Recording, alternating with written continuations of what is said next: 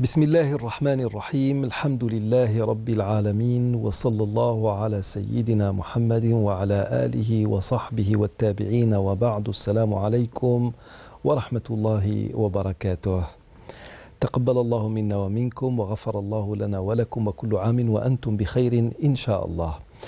Le but de cette émission n'est pas de parler de l'Aïd, de ses mérites, de sa vocation, mais beaucoup plus d'en parler de faire un constat, une analyse de l'Aïd, de cette fête musulmane et de la manière dont nous, musulmans du XXIe siècle, et plus précisément algériens du XXIe siècle, sommes en train de la vivre, de la célébrer ou de commémorer cette date très très significative dans l'histoire des musulmans qui se rattache essentiellement au père des prophètes, Sidna Ibrahim alayhi salam.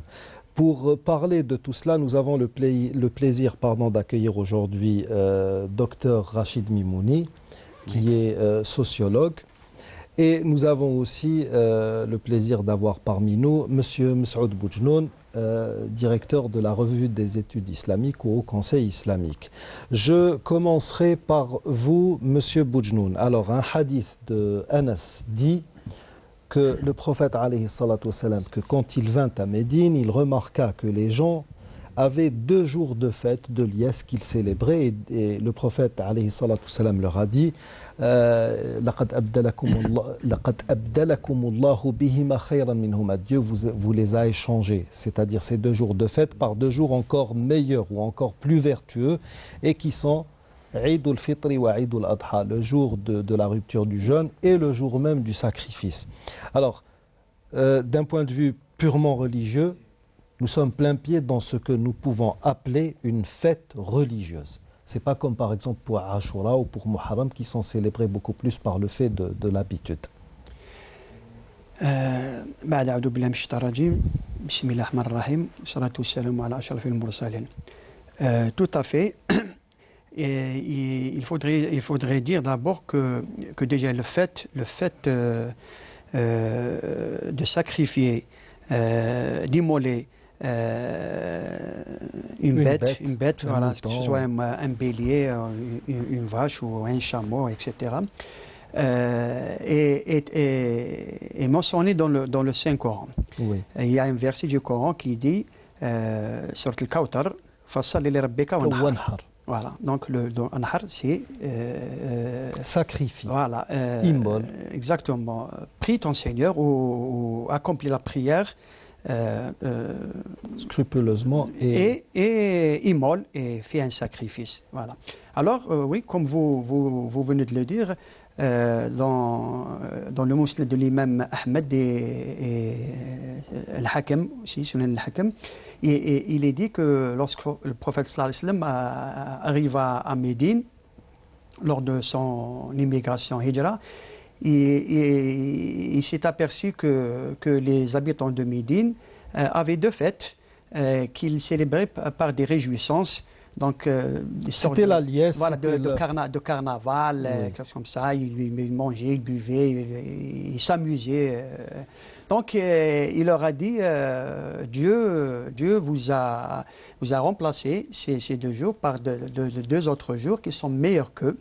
Alors, c'est le jour de la rupture du jeûne, Eid al-Fitr, et le jour du sacrifice, Eid al-Adha. Donc, comme vous venez de le dire, c'est des fêtes. Le prophète les a qualifiées en tant que de fêtes, quoi. Voilà, et fondamentalement, c'est des fêtes religieuses, tout ce qu'il y a de religieux.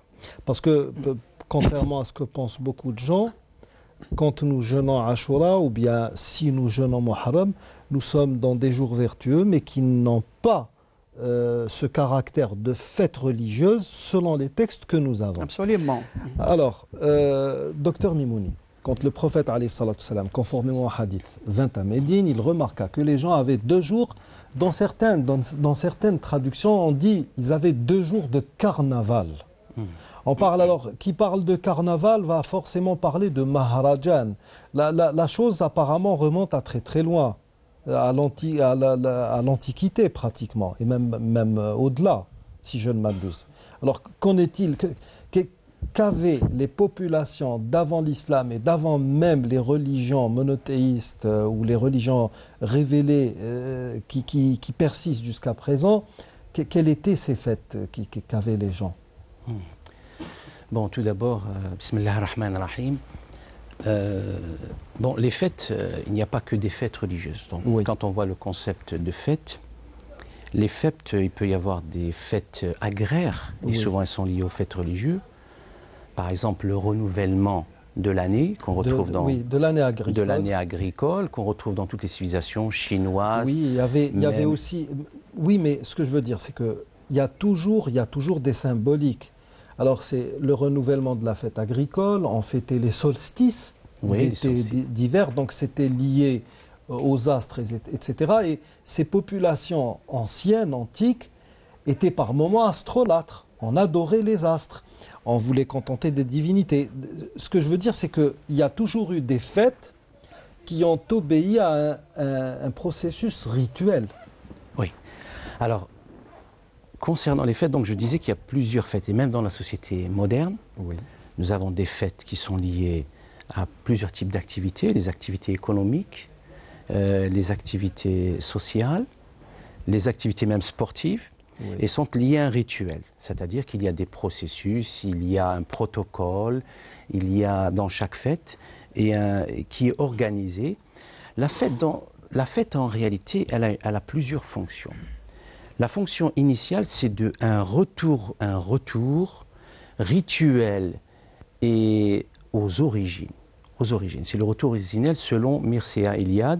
Il y a constamment un retour, soit à la forme originelle de la fondation de la société, ou soit d'un fait historique ou mythique. On revient à un acte fondateur. Un acte fondateur. C'est le cas par exemple pour l'immolation du mouton qui se réfère à l'épreuve du prophète Ibrahim alayhi salam, qui avait été, donc, tout le rituel, qui a reçu un commandement d'immoler tout le rituel qui est lié avec Eid al-Adha est lié pratiquement à la symbolique de Ibrahim alayhi salam et tout le rituel du pèlerinage pratiquement. Bien avant, oui. Bien avant est lié avec lui, avec Ismaïl, avec la construction de Bayt Allah al-Haram. Et en même temps, pourquoi? Qu'est-ce que c'est qu'on réinitie à ce moment-là? C'est la communauté de l'islam, al-Hanif, Din al-Hanif, qui est une parce qu'il a régénéré pratiquement sans rupture pratiquement de Ibrahim. Alors qu'en réalité, nous savons que la Din al-Hanif a commencé avec Sidna Adam alayhi salam. C'est clair. Mais il y a une rupture. Donc la symbolique, parce que l'homme fonctionne par la symbolique. Le rituel, alors quelle est la fonction du rituel dans les fêtes et dans le système de rituel? Le rituel permet ça permet de renouveler par des actes qui sont significatifs et qui sont répétitifs. On va faire le parcours de Sidna Ibrahim pour réitérer les valeurs qui composent. Le parcours, il est symbolique, mais c'est les valeurs. Le valeur de l'islam, le valeur de Tadhiya, le valeur de Tawhid, donc un ensemble de valeurs. Sacrifice, monothéisme, maintenant, unicité, la patience aussi. La patience aussi, l'endurance. Alors maintenant, les fêtes pré-islamiques, anté-islamiques dans toutes les civilisations. Alors les fêtes, dans les fonctions, il y a une fonction qui est cérémoniale. La cérémonie, c'est l'ensemble des activités qui sont faites par rapport à disons, un fait historique ou mythique, comme je l'ai dit. La deuxième fonction, elle est festive, c'est-à-dire c'est la festivité, le déplacement de la cérémonie vers les festivités, vers les différentes formes de défoulement, de trucs. Et ce que nous voyons en islam, une des spécificités qu'on pourrait évoquer avec l'islam, c'est que l'islam, c'est-à-dire elle va contrôler la dimension festive. Parce que la dimension festive peut se déplacer en des formes de défoulement, de licence, d'exubérance, qui peut prendre même d'ordre de transgression d'un ordre social. Parce que dans certaines sociétés traditionnelles, on pouvait, à la limite, ça permettait, parce que de transgresser carrément, d'inverser des processus, de s'octroyer aussi par la mascarade, on s'octroyait un statut que l'on n'avait pas. qu'on n'avait pas parce que les sociétés étaient organisées, les sociétés étaient hiérarchisées. Donc la fête aussi, on permet de se défouler et de dépasser la quotidienneté, le quotidien, la routine, etc. Mais en même temps, il fallait savoir que si en islam, la fête en islam, elle est ouverte à toutes les classes sociales. Le cérémonial, il est épuré, il est apuré, il est simple, il n'est pas organisé hiérarchiquement selon les classes sociales. Dans les fêtes dans le passé, c'était des fêtes royales avant tout, avec des édifices somptuaires, avec un apparat, etc., un faste. Et alors, donc ça permettait à la classe populaire, par les carnavals, le carnaval, par le mascarade, permettait de transgresser l'ordre social.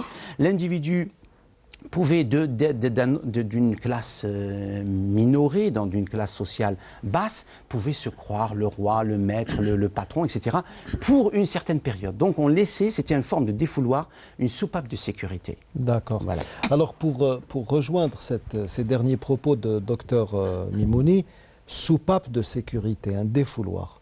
Nous avons un hadith du prophète alayhi salatu wassalam, le jour de Arafat, le jour du sacrifice et les journées dites de Tashriq, on appelle Ayyam Tashriq, ces fameuses journées où l'on mettait la viande à sécher. C'est ça Tashriq.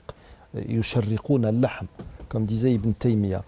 Donc, alors tous ces jours, Qal Eiduna Ahlul Islam, c'est notre fête communauté de l'islam.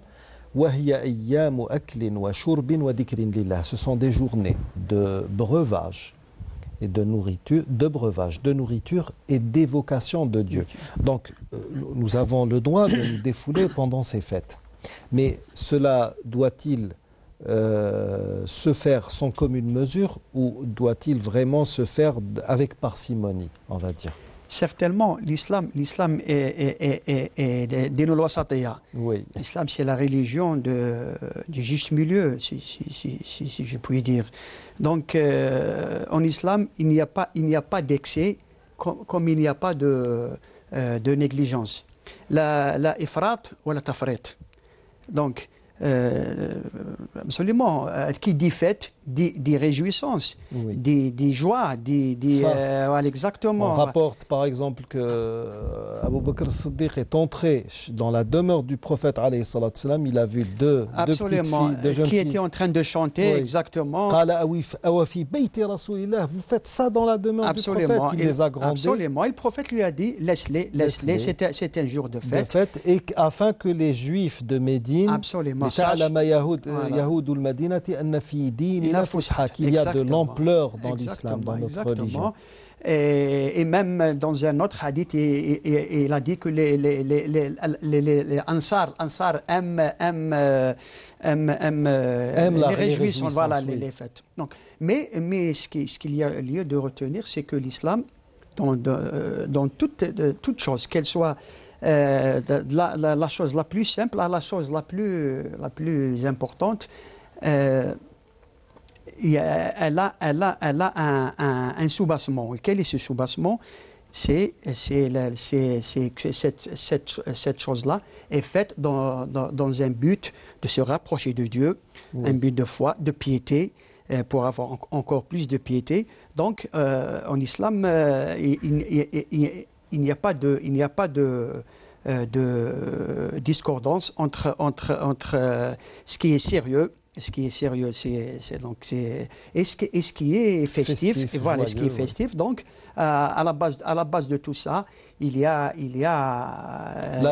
l'évocation de Dieu, par exemple, dans ce cas de Dieu, précis, demeure le socle, justement. Absolument. Même bien sûr, la fête du sacrifice, puisque tout musulman sacrifie une bête, donc on donne à manger aux pauvres, aux nécessiteux, ouais. on fait nourrir sa famille.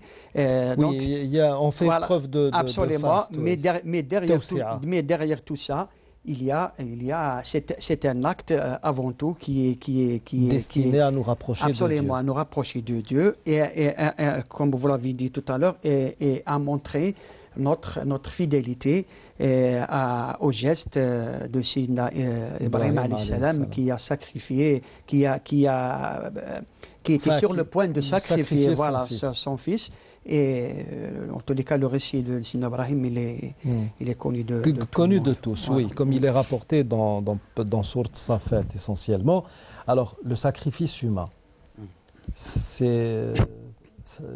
il semble que ce sont là des formes d'adoration qui soient très très anciennes. Même chez les Juifs, il y avait cette notion de sacrifice humain, autant dans les prémices que quand les Juifs ont dévié en adorant Baal-Péor, Moloch, en sacrifiant leurs enfants, comme cela nous est rapporté dans pas mal des livres de la Bible juive, en l'occurrence le livre des psaumes. Mais on faisait ça soit pour contenter une divinité, pour s'attirer ses grâces, pour que l'année soit meilleure que celle d'avant. Donc les raisons diffèrent. C'est pour cela qu'on sacrifiait. Quelle différence y a-t-il entre tout ce qui peut faire office de sacrifice dans des cultes païens anciens et celui que nous avons actuellement en islam? Y a-t-il une différence? Enfin, y a-t-il quoi que ce soit qui distingue cet acte par rapport à d'autres? Donc le sacrifice, que ce soit le sacrifice d'animaux ou le sacrifice humain, est lié avec des croyances. Oui. Et les croyances, c'était avant tout, avant l'islam, avant les religions monothéistes, c'était des divinités païennes, des divinités, ce qu'on appelle des divinités spécialisées, oui. Soit des divinités agraires. Oui. Voilà, ou alors c'était pour le soleil. Les Incas, par exemple, sacrifiaient pour le soleil, pour le dieu soleil. Donc la conception, globalement, on peut dire que la conception des sacrifices humains était effectivement liée avec des sociétés agraires qui avaient un besoin fondamental d'assurer la récolte, les récoltes agraires, et qui devaient apaiser les dieux qui étaient censés accepter les sacrifices humains, le sang, les offrandes qu'on leur offrait, etc., sur des autels, A-U-T-E-L, pas hôtel, voilà. Un endroit c'est des autels, et puis c'est sacrificiel, ça compte. Bon. Donc, ces sacrifices, alors en islam, ce que nous avons avec Sidna Ibrahim, qui allait, si on peut le voir, puisqu'au début c'était un exercice de la croyance et de la pureté de la foi d'Ibrahim. Une mise à l'épreuve. Une mise à l'épreuve, effectivement, de Sidna Ibrahim, qui allait dans le sens d'un sacrifice humain qui était en réalité contraire, qui est contraire à l'islam, comme nous le savons, oui. Mais finalement qui a été inverti, et puis la symbolique c'était de suspendre toute forme de sacrifice humain, parce que Sidna Ibrahim va interrompre ce cycle, voilà, une rupture, il va interrompre ce cycle de sacrifice humain et le transformer par ce que le Coran dit, liyashhadu manafi'a lahum. Le manafi'a, c'est particulièrement l'an'am, c'est-à-dire les bêtes, les animaux que nous avons, Dieu nous a donnés dans l'échelle de la création. Il nous a fait que les animaux sont dans une situation assujettis à l'homme et à ses besoins. Et pour reconnaissance, qui m'agale, monsieur Siboujnoun, l'Oustad Boujnoun Qbila, il était en train de mentionner c'est-à-dire que lier le spirituel avec le temporel, l'actuel, oui. Le temporel. Donc, c'était essentiellement ce que faisait. Donc, on avait une interdiction de l'art. Et ce que nous voyons aussi, c'est que Sidna Ibrahim, donc c'est-à-dire toute la symbolique de la fête est liée avec cela. Donc il y a une interdiction des sacrifices humains et il est mentionné dans un verset célèbre, dans un verset لن ينال الله دماءها ولا لحومها ولكن لن ينال الله دماؤها ولا بالرفع parce que دماؤها bien sûr ولا لحومها, c'est-à-dire que leur chair et leur sang n'atteindront pas Dieu. C'est pas un Dieu assoiffé de sang. C'est votre piété. C'est la piété qui va être montée en ascension à Dieu. Et c'est pas pour montrer bien que Dieu n'est pas une divinité païenne. Il y a une différence fondamentale entre l'islam et être à ce niveau-là. Oui. Et même ces fameux sacrifices ne sont pas immolés et puis posés sur un autel et laissés ainsi. Non, ils sont redistribués aux pauvres. Il y a une fonction mange, sociale. On en fait cadeau aussi. Effectivement. Parce que c'est aussi ce qu'il y a de bien, c'est que il y a pas de protocole, il n'y a pas de caste. Vous en mangez, vous en profitez. un tiers en aumône, et puis il y a une partie que vous pouvez offrir même à un milliardaire. Vous avez un ami qui est milliardaire, vous lui offrez de ce mouton. Il en a droit, ne serait-ce que pour des affinités d'ordre social. Mais nous, musulmans actuellement, ne sommes-nous pas en train de dévier justement de cet esprit dit du juste milieu que vous avez évoqué tout à l'heure? Les anciens procédaient à des immolations pour contenter des divinités. Nous entendons actuellement des gens nous dire j'achète le mouton pour mes enfants. Et puis, parlons-en aussi de ces moutons. Un mouton qui coûte ordinairement dans un abattoir qui n'excéderait peut-être pas les 15 000 dinars, varie aussi entre les prix de cette année. J'ai même pas envie de les citer. Excessif. Trop excessif. Et vraiment, ces gens-là vous mettent dans un dilemme. Hein. Vous êtes même par moments, vous vous dites à la limite, et je m'excuse, peut-être que ça pourrait peut-être choquer, mais je me suis dit à plusieurs reprises, ma foi, il serait plus intelligent et peut-être plus conforme à la religion que je m'achète un laptop haut de gamme qu'un mouton qui est bien éphémère. Donc, que pensez-vous de tout cela? Honnêtement. Tout d'abord, on appelle la fête du partage. Du partage. Voilà. Et il y a certains jurisconsultes musulmans qui disent même on peut même partager avec des non-musulmans. Des non-musulmans. Même donner de la. En plus des pauvres, des milliardaires, comme vous l'avez dit, on peut même donner à des non-musulmans qui vivent au milieu de nous, qui peuvent être aussi nos voisins, etc. Oui. Donc, effectivement, la fête de l'Aïd al-Adha a perdu un peu de sa signification, sa vraie signification. C'est devenu malheureusement, tout comme le mois du Ramadan, qui est devenu un mois de consommation effrénée comme ça, d'achat de nourriture, puis qui finit la plupart dans les... Il y a beaucoup de gaspillage. Voilà, exactement, dans les poubelles. Et malheureusement, c'est le cas aussi pour l'Aïd al-Adha qui a perdu un peu de sa signification pour devenir une fête réservée pour les enfants, pour contenter les enfants, je ne sais pas quoi. Alors que ça n'est pas du tout ce n'est pas du tout le cas. Premièrement, le sacrifice n'est pas une obligation. Oui. Ou bien où on a les moyens et on sacrifie, ou on n'a pas les moyens. Cela dit à nos amis téléspectateurs, vous pourriez trouver dans certains manuels de fiqh un avis qui dit que c'est une obligation. Carrément une obligation, c'est d'ailleurs un avis qu'on retrouve dans l'école malékite, mais l'avis le plus prépondérant dit que c'est surérogatoire. Absolument, c'est un acte, comme vous l'avez dit, que vous accomplissez si vous en avez les moyens. On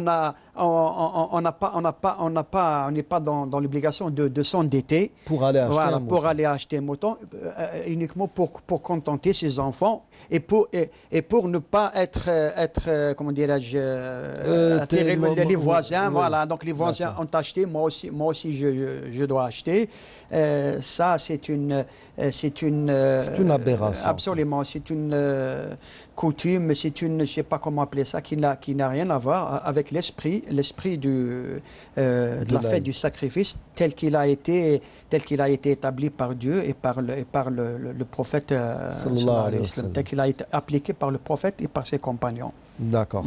Alors, le problème, il semblerait que l'humain étant ce qu'il est depuis la création de Sidna Adam jusqu'à aujourd'hui, il semblerait que ce sont toujours les mêmes mécanismes, les mêmes instincts qui ont tendance à prendre le dessus quand il n'y a pas de garde-fou. Le garde-fou, en l'occurrence, et pour ce qui nous concerne, c'est l'islam et ses préceptes de juste milieu, comme disait tout à l'heure M. Boujnoun, et d'esprit, d'éthique, etc. Chez les fêtes des anciens, je disais tout à l'heure qu'il y avait par moments, et vous l'avez déjà signifié aussi, par moments il y avait un renversement de la situation.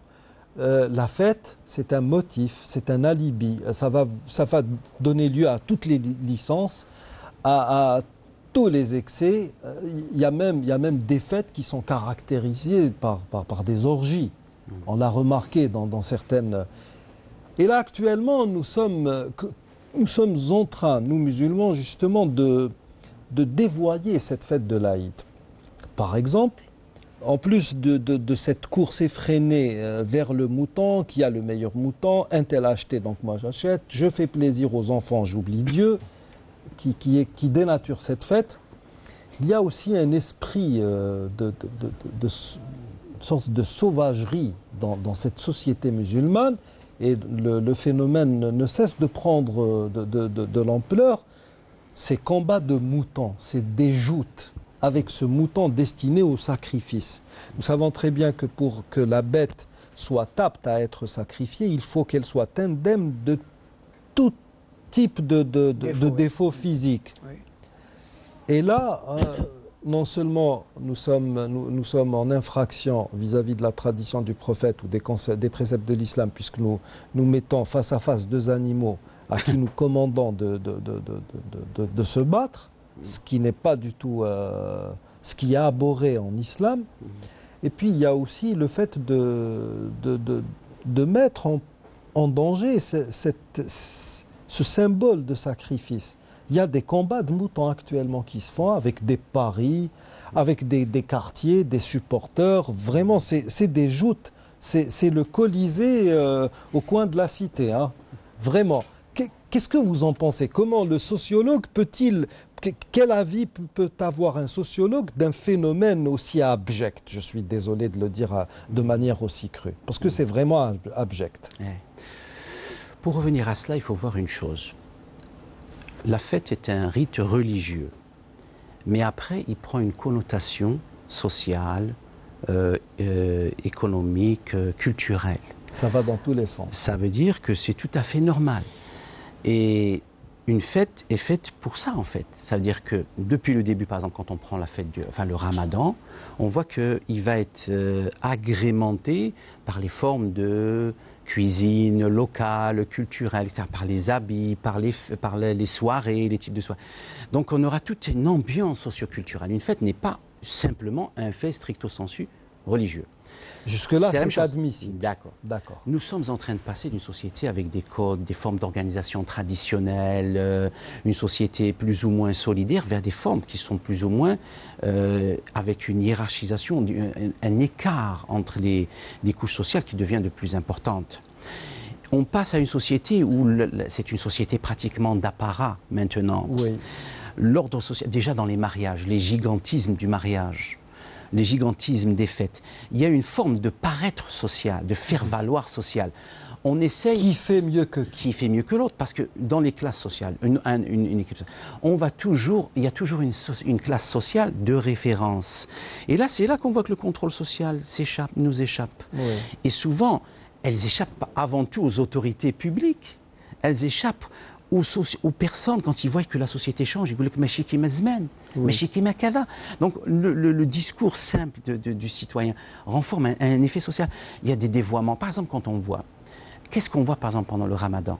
La spéculation existe dans nos sociétés par une société qui a été passée d'un modèle de société, d'économie organisée, d'économie régulée, à une société dérégulée de manière assez sauvage par une libéralisation à outrance. Donc cette société, on va voir que la spéculation qui existe en dehors du ramadan va s'appliquer à une spéculation pendant le ramadan sur les choses alimentaires. Tout simplement, en fait.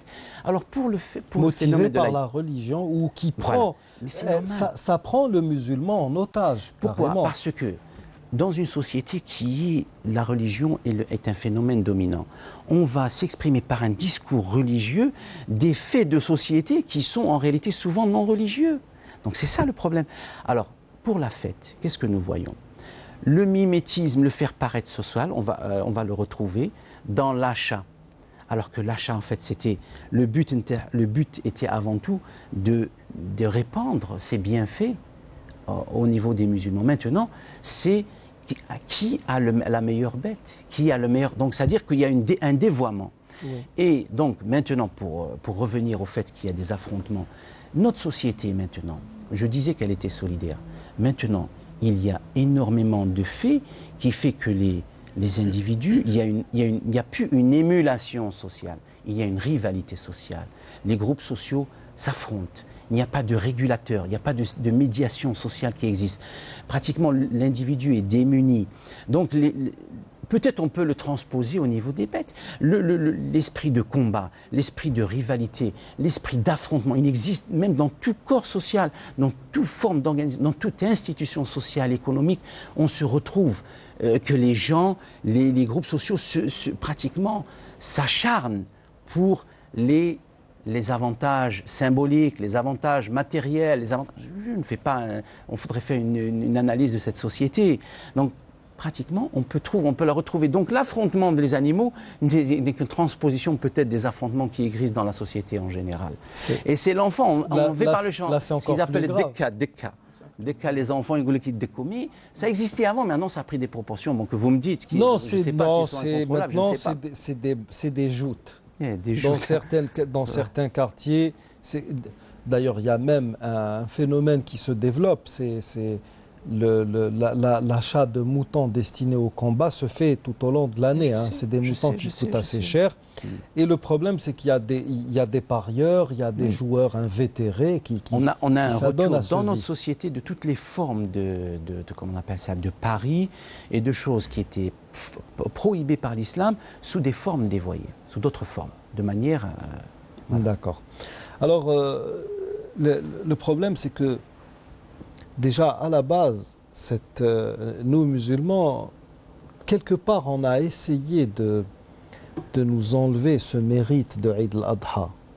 Quand on lit la Bible, il est dit, on l'a déjà évoqué quand on a fait cette série sur le prophète sallallahu alayhi wa sallam dans les Écritures anciennes, qui n'est d'ailleurs pas achevée, parce qu'il nous reste à parler d'autres livres anciens.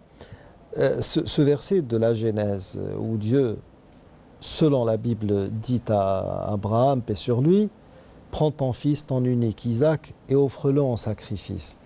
Nous savons très bien que c'était Ismaïl. Donc, à la base déjà, on a tenté quelque part d'enlever ce mérite à Ismaïl qui a fait preuve, selon le récit coranique, c'était un héros, carrément. Il s'est laissé faire pour obéir, pour répondre à un commandement divin. Mais en dépit de cela, il dira قال يا أبت افعل ما تؤمر ستجدني إن شاء الله. Tu me trouveras, si Dieu veut, parmi les gens endurants. Et là, ce sont des versets, c'est un verset qui nous donne ce que nous appelons khuluq min akhlaq al-Qur'an. C'est une éthique coranique qui nous renvoie à ces versets. Par exemple, ihdina as-sirata al-mustaqim, sirata alladhina an'amta alayhim, la voie de ceux que tu as guidé. Ghayril maghdubi alayhim. Le maghdubi alayhim, c'est une forme passive. Mabniyun lil maf'ul. On n'attribue jamais à Dieu directement un fait qui peut avoir ne serait-ce qu'une connotation péjorative. Absolument. Nous avons aussi Sidna Ibrahim qui disait Walladhi yut'imuni wa yasqin, c'est lui qui me donne à boire et à manger. Wa idha maridtu fahuwa yashfin. Il ne dit pas Walladhi amradani ou ibtalani bil marad thumma shafani. Il dit wa idha marid, si moi je tombe malade, c'est lui qui me guérit, sachant pertinemment que au même titre que la bonne santé, tout provient de Dieu, la maladie provient elle aussi de Dieu. Et là, nous avons Ibrahim qui met ça en pratique. Satajiduni, tu me trouveras, si Dieu veut, parmi les endurants. C'est-à-dire qu'il attribue, il le fait dans une humilité parfaite. S'il va réussir, c'est grâce à Dieu qu'il réussira. Où sommes-nous de cet état d'esprit ? Même si j'ai acheté le plus beau des moutons, même si j'ai mes parents qui ont accompli le pèlerinage, et cette notion de c'est grâce à Dieu, ne trouvez-vous pas que ça a carrément disparu ? Tout à fait. Il faudrait d'abord préciser que Sidna Ismaïl était appelé à être un prophète. Oui. Donc, comme tout prophète, il a des caractéristiques et des vertus de Qui prophète. Dépassent un peu la... Absolument. La foi absolue, la certitude, la patience, le dévouement, la fidélité, etc. Oui, effectivement, comme nous sommes en train de le dire depuis le début de l'émission, cette notion de fête qui est consacrée tout d'abord à Dieu. C'est une fête, que ce soit l'Aïd al-Adha ou l'Aïd al-Fitr ou le Ramadan, en tous les cas, tous les actes de dévotion, tous les actes cultuels du musulman, c'est des actes qui sont voués à Dieu.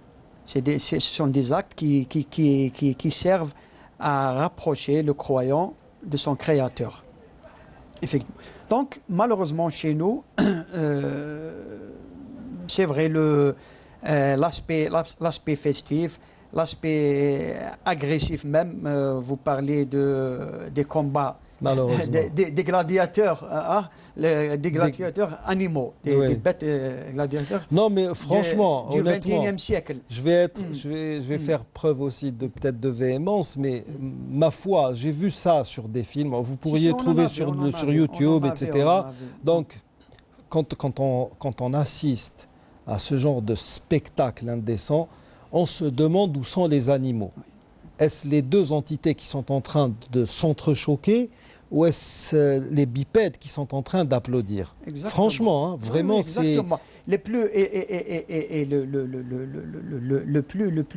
comble dans tout ça, c'est que peut-être parmi ces gens-là qui font ce genre de choses ou qui assistent, peut-être qu'il y a même certains qui font la prière. Non, la majorité le font. Qui sont allés en pèlerinage, qui ont même l'apparat du bon musulman. Alors que dans notre religion, il y a plusieurs hadiths du prophète sallallahu alayhi wa sallam qui interdisent formellement de torturer des bêtes. Non, et même tahrish, le fait de pousser, d'inciter au combat. Des bêtes à se combattre et à s'entretuer. Le prophète sallallahu alayhi wa sallam a interdit même, comme on appelle ça, c'était une pratique de mettre le fer rouge aux chameaux et aux animaux. Il a interdit ça. Et ma foi, dans un hadith, je crois que c'est Abdullah ibn Omar qui a vu des enfants qui jouaient avec un petit oiseau, un oisillon qui... ils l'ont mis sur un arbre là, ils l'ont attaché, ils étaient en train de le tirer dessus. Avec des cailloux et il les a chassés. Il leur a dit que c'était un acte qui a été interdit par le prophète sallallahu alayhi wa sallam. Et il y a pas mal de hadiths de traditions absolument qui interdisent ce genre de pratiques abjectes, comme vous l'avez dit, et qui sont aux antipodes du sens et de l'esprit des fêtes musulmanes. Oui. Comment peut-on passer justement de ce qui est noble, beau, bien, bon, à ce type d'agressivité, alors que tout le monde est conscient que la chose n'est pas du tout valable?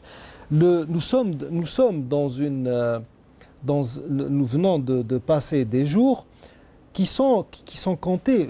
Les 10 jours de Dhul Hijjah sont le pendant des 10 dernières nuits de Ramadan.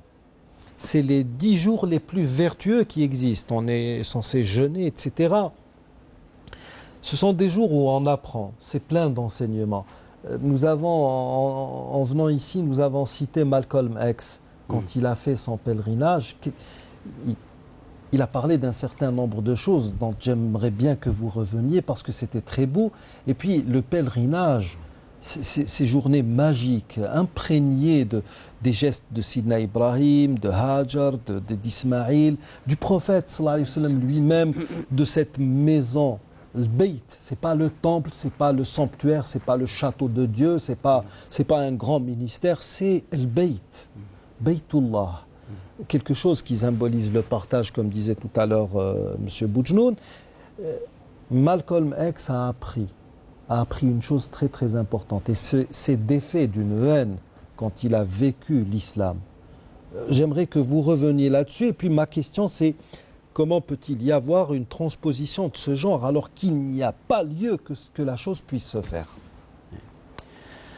Bon, c'est-à-dire que quand l'Aïd al-Adha, en réalité, c'est la culmination ou c'est la fête. Généralement, les fêtes viennent après des épreuves. Oui, les journées en elles-mêmes de fête viennent sanctionner quelque chose. Les journées de fête, après une épreuve spirituelle, comme le Ramadan, ou alors comme l'accomplissement du Hajj. Alors, le Hajj n'est pas encore terminé, mais l'Aïd vient juste après le point culminant du Hajj, qui est Waqfat Arafat. Alors donc, et à ce moment-là, c'est-à-dire qu'une des fonctions des fêtes, parmi les sociologues, dont Durkheim, qui mentionne que la fête permet de ressouder son réseau de relations sociales, c'est-à-dire qui a été distendu durant l'année.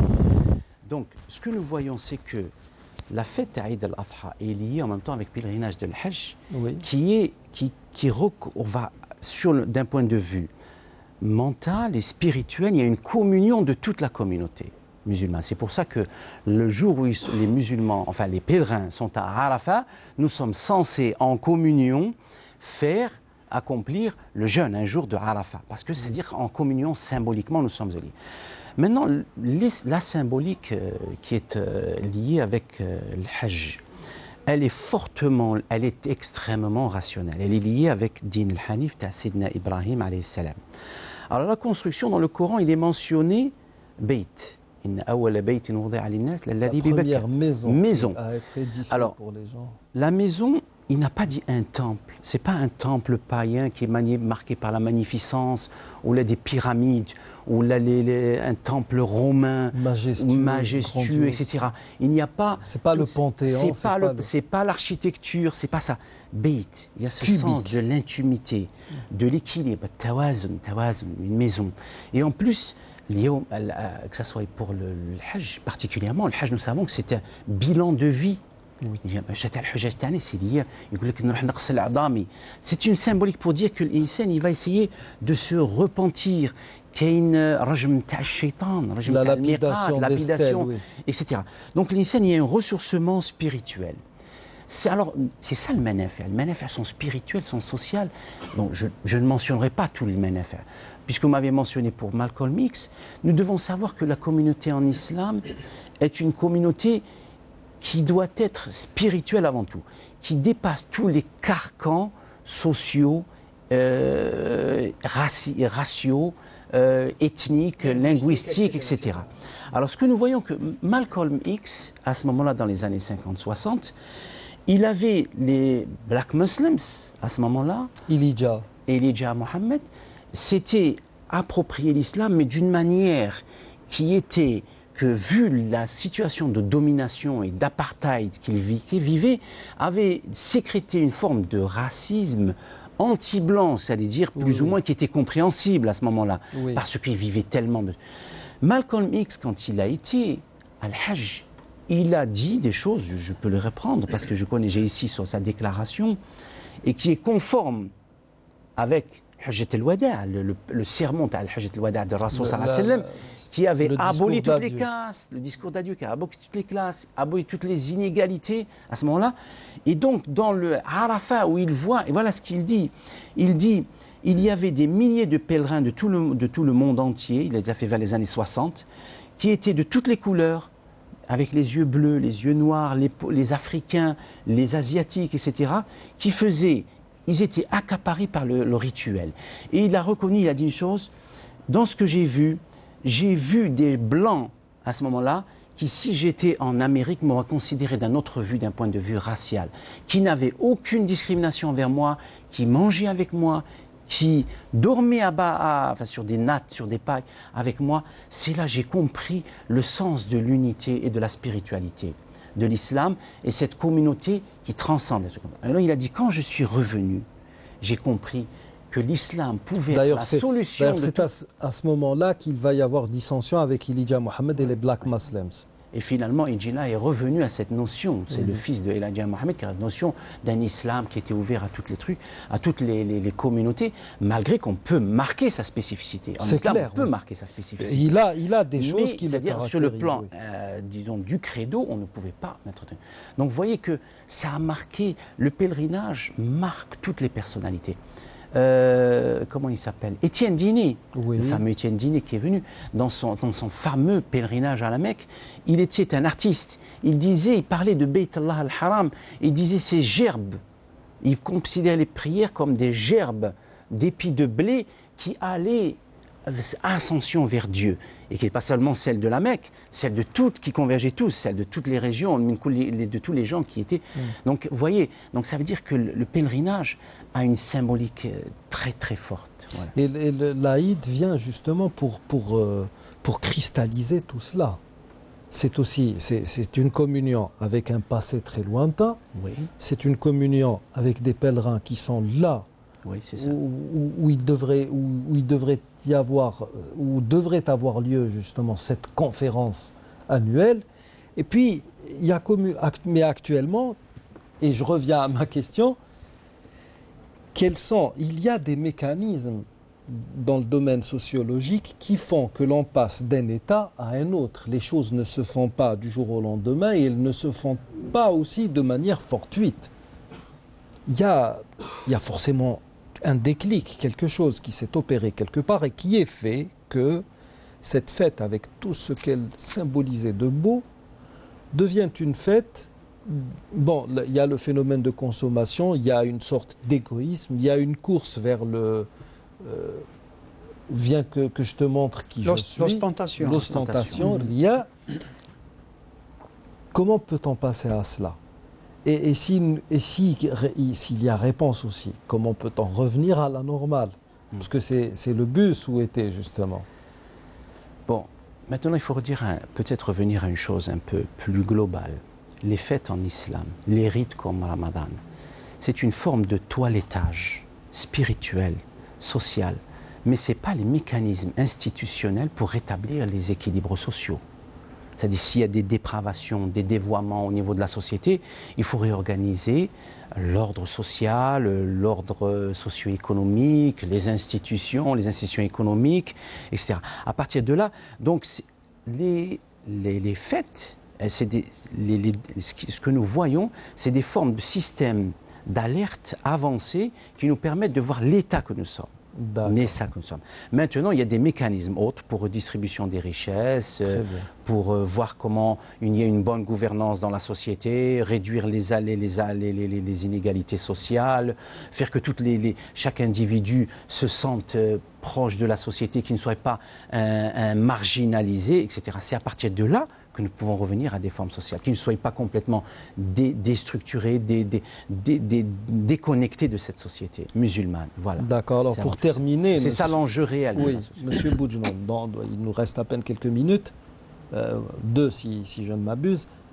Ceci ne nous renvoie-t-il pas à ce qu'a dit Uthman ibn Affan radiyallahu anhu, l'un des principaux califes éclairés de l'islam, Inna Allah yaza'u bis-sultani ma la yaza'u bil-Qur'an, c'est-à-dire que l'autorité fait beaucoup mieux. Et quelquefois plus efficace qu'un verset coranique. Absolument, tout à fait. Tout à fait. En plus de ce qu'a dit Dr Mimouni, l'État, avant tout, est là, bien sûr, pour faire appliquer les lois. Il doit quand même jouer un certain rôle. Absolument. Les imams, les mosquées, etc., ils sont là pour rappeler aux gens, pour prêcher la bonne parole, pour rappeler aux gens, mais avant tout, Et c'est à l'État que revient le dernier mot. Le devoir de faire... De rétablir. Absolument, de rétablir les choses telles qu'elles étaient et telles qu'elles devraient être. Et pour terminer cette émission, nous disons que Dieu ne change rien à l'état d'un peuple avant que celui-ci n'ait accompli sa propre transformation. Absolument. Donc c'est ça, amis auditeurs, si nous avons vraiment envie que les choses changent en bien, c'est à nous de faire, c'est à chacun d'entre nous de faire ne serait-ce qu'un premier pas, et le reste viendra, Inch'Allah. Nous arrivons donc au terme de cette émission. Nous vous remercions de l'avoir suivi. Sahaïdkoum encore une fois. Wassalamu alaikum wa rahmatullahi wa barakatuh.